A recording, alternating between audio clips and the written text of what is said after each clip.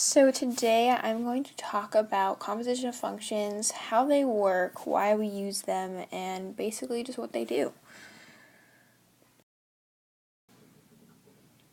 So what is a function? Well, to simply answer that, it usually looks like f of x equals x in some sort of equation. And so this is basically showing a relationship of an input to an output, kind of like those charts that we would use in grammar school when learning about graphs. So we have the x and the y, and you just put a number in, and let's say you get 2. That's kind of how a function works. So simply put, x is then applied to f, and then it becomes f of x. So for example, in an equation, f of x equals x squared, let's say. So let's say x equals 2, and that goes in the parentheses outside the box. And so when you are inputting it into the equation, you put 2 wherever you see an x. So now there's only one x, so you put 2 squared. And you know the answer to that, that's 4. So f of 2 is 4.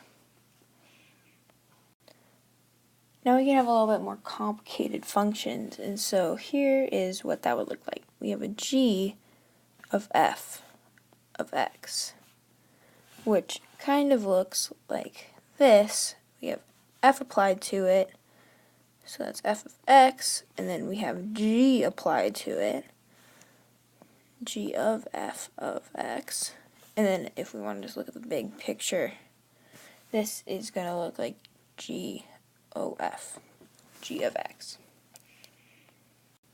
So for example, we have f of x is equal to 2x plus 3, and then we have g of f of x equals x squared, let's say.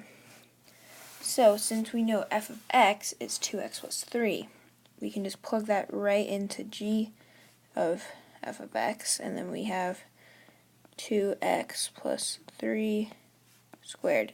And obviously you would FOIL that to get your answer, but that's generally what you would do with a function, including g.